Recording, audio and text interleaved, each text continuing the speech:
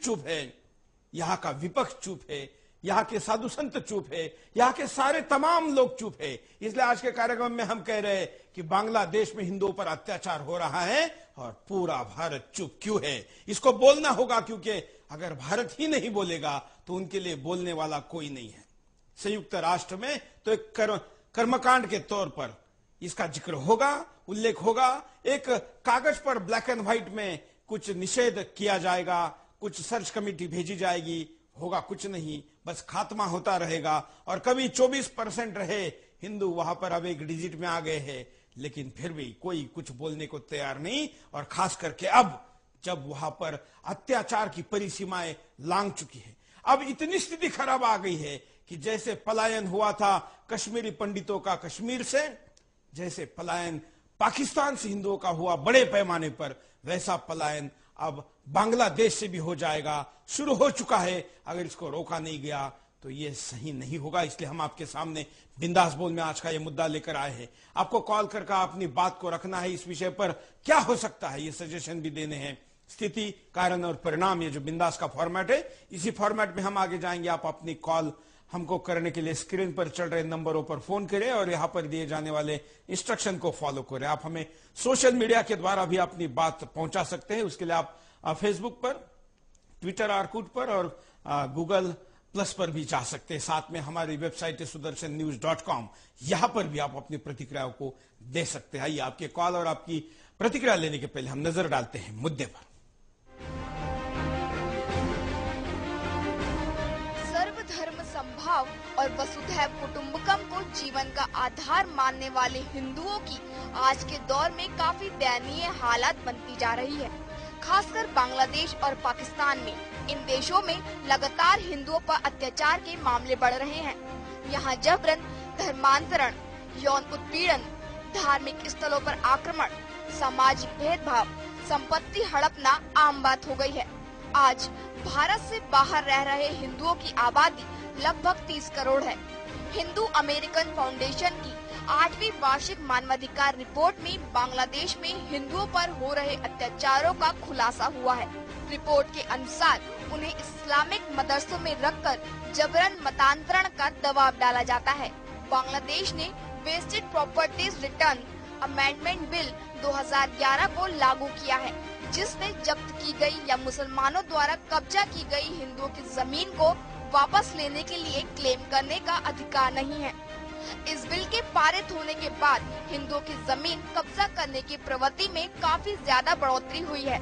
सवाल यहाँ पर भारत सरकार को लेकर भी है कि ऐसे मामलों को अंतर्राष्ट्रीय स्तर पर क्यों नहीं उठाया जा रहा है। इसके अलावा हिंदू इस्लामी कट्टरपंथियों के निशाने पर भी हैं। ये कट्टरपंथी उनके साथ मारपीट, अपहरण, मंदिरों में तोड़फोड़ और शारीरिक उत्पीड़न जैसी घटनाओं को अंजाम दे रहे हैं। बांग्लादेश में हिंदुओं के साथ अत्याचार आज आम बात हो गई है।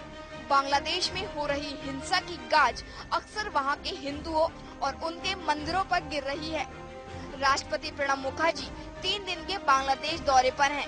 ऐसे में उनसे बांग्लादेशी हिंदू काफी उम्मीदें लगाए हुए हैं। बीते शनिवार को ही जमात-ए-इस्लामी समर्थकों ने मुरेलगंज इलाके में एक मंदिर में आग लगा दी।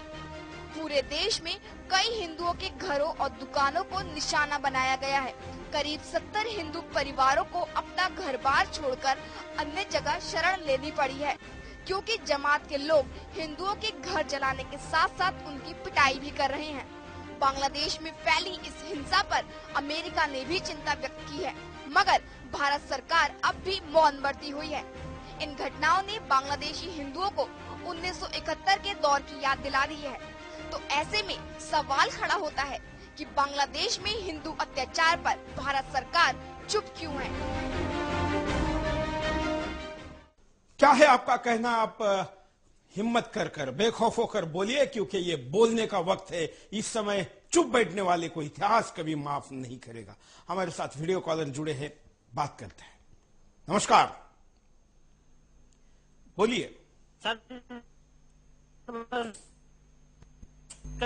सबसे पहले मैं सुदर्शन न्यूज का धन्यवाद देना चाहता हूं सर। मैं अबू धाबी से बोल रहा हूं सर। हमारी कंपनी में भी हर स्टेट के लोग रहते हैं सर, हर कंट्री के लोग रहते हैं। इसमें श्रीलंका, नेपाल, बांग्लादेश, और इसमें हम लोग के साथ बांग्लादेश के लड़के भी बहुत काम करते हैं, हिंदू भी मुस्लिम भी। तो वो सर उधर के हिंदू है, वो बताते हैं भी हम लोग को इधर बहुत परेशान करते हैं मुस्लिम लोग, और जबरदस्ती हिंदू बनवाते हैं, और कुछ लोग को पैसे का लालच भी देते हैं। तो सर ये मजबूरी बन गई है वो लोग की, अगर हमारे सरकार को कुछ कदम उठाना चाहिए।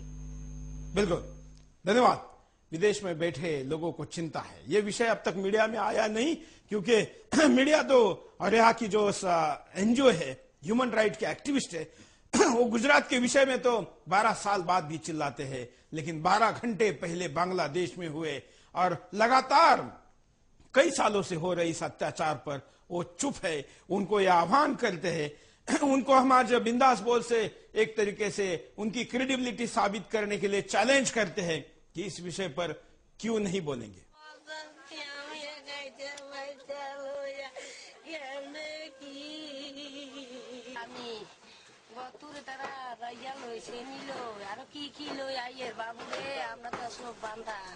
আমরা তো এমনি খেতে দিকে গালি তারপরে দেয় এটা দিকে দিদি আয় তারা ঘুটির মেলায় তারা আগুন ধরা দিয়েছে। আমরা তো নিজে জানলো নিজে বাঁচি জড়ি যাই এর গো কাইতে বাইতে আলো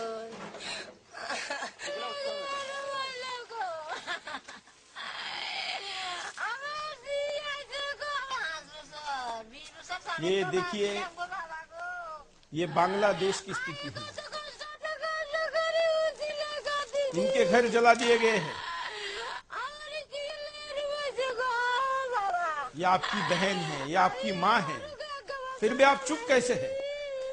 क्या इस विषय पर बोलना नहीं चाहिए? क्या इस विषय पर आवाज नहीं उठाना चाहिए?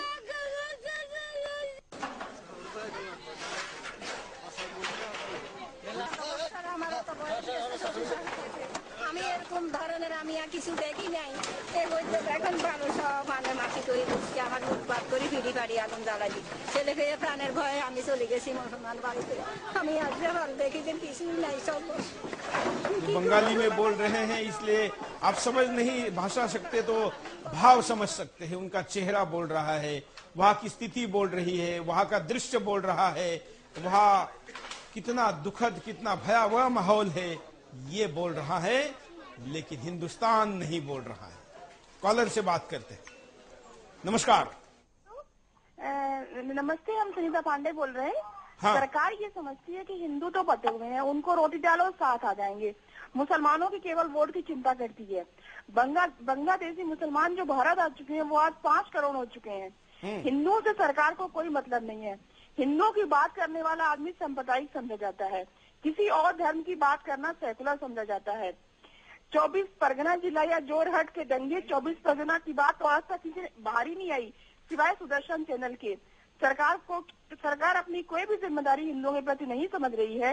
ऐसी स्थिति में इस सरकार को वोट न देकर हटाना ही हम लोगों का परम कर्तव्य है। धन्यवाद। और ये तो बांग्लादेश की बात है, ये बांग्लादेश में वोट की बात नहीं है, लेकिन बांग्लादेश से अपने आप को जोड़ने वाले संगठन भारत में है। बांग्लादेश में हो रहे अत्याचार पर, वहां उधर दूर बर्मा में मुसलमानों पर जब अत्याचार हुए तो रजा अकादमी अत्याचार के खिलाफ मुंबई में आजाद मैदान पर नंगा नाच करती है, एक एफआईआर नहीं होता है।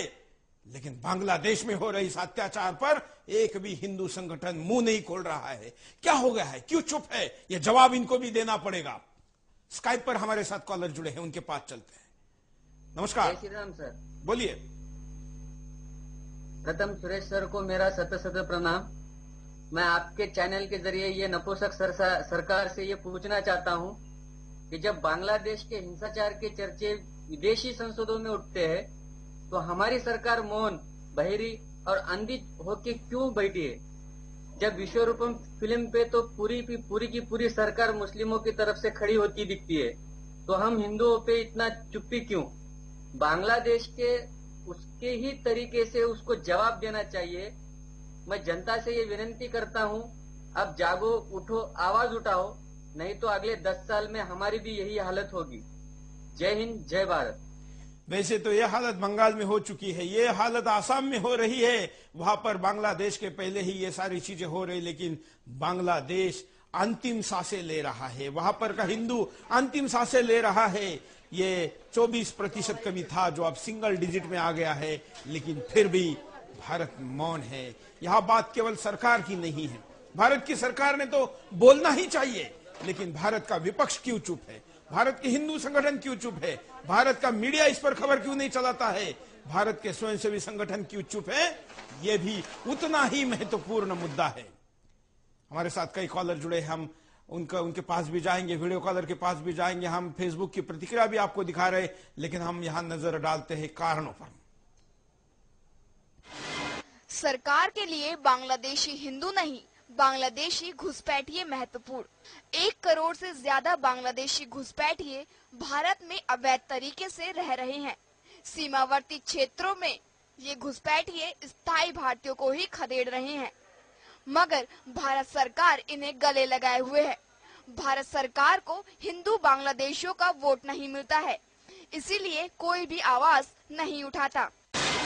कुछ भारतीय मीडिया संस्थानों का दोगलापन। कुछ मीडिया संस्थान भारत के कट्टरपंथियों पर होती कार्रवाई पर खूब हो हल्ला करते हैं, लेकिन जब ये कट्टरपंथी मुंबई के आजाद मैदान पर भारत की एकता और अखंडता को तार तार करते हैं, तो उनकी खबरें तक नहीं दिखाई जाती। जब पाकिस्तान और बांग्लादेश में हिंदुओं पर अत्याचार होता है, तो भी ये मीडिया संस्थान चुप रहते हैं। भारत की विपक्षी पार्टियां भी तथाकथित धर्मनिरपेक्षतावादियों से डरती हैं। लगता है भारत की सबसे बड़ी विपक्षी पार्टी भी भारत के तथाकथित धर्मनिरपेक्षवादियों से डर गई है। हिंदुओं की बात करने वाली पार्टी बांग्लादेशी हिंदुओं पर हो रहे अत्याचार पर चुप है। भारत के मानवतावादियों का दोगलापन। भारत के कई तथाकथित मानवतावादी आतंकियों की पैरवी तक करते देखे गए हैं। कश्मीर में भारत की सेना को ही कटघरे में खड़ा करते देखे गए हैं।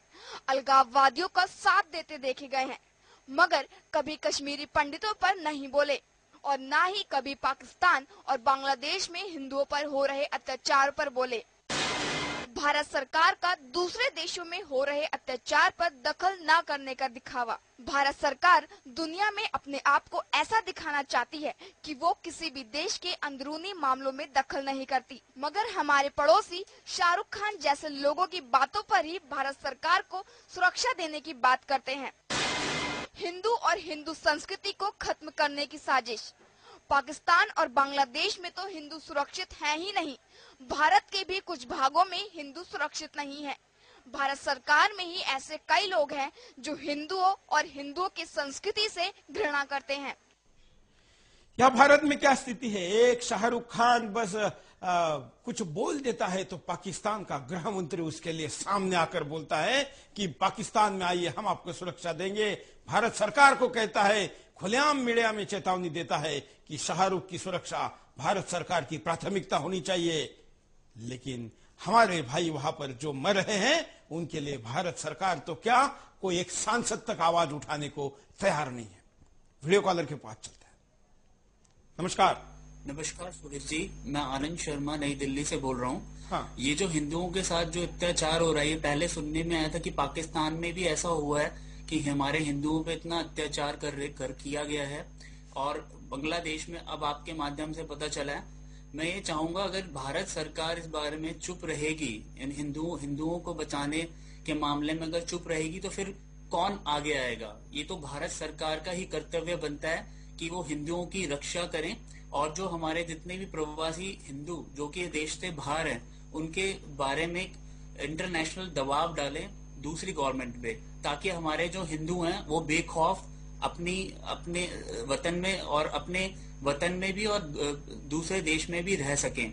मैं एक अपने हिंदुओं और देशवासियों से एक आह्वान करना चाहता हूं, अगर गवर्नमेंट नहीं कर रही है तो हमें हिंदू संगठनों से ये रिक्वेस्ट करनी चाहिए कि वो आगे आएं और वो हिंदुओं की मदद करें, और एक ऐसा मजबूत लोकतंत्र और सरकार अपने इस देश को दे जो कि वो सक्षम हो हिंदुओं की रक्षा करने में, चाहे वो हमारे देश में हो, चाहे वो बांग्लादेश या पाकिस्तान में हो। धन्यवाद। धन्यवाद। हम आपके पास और भी कई कॉलर को लेके आएंगे, कई वीडियो कॉलर हमारे साथ वेटिंग में, हमारे पास एमएमएस भी है, लेकिन हम आपको एक पैकेज दिखाते हैं कि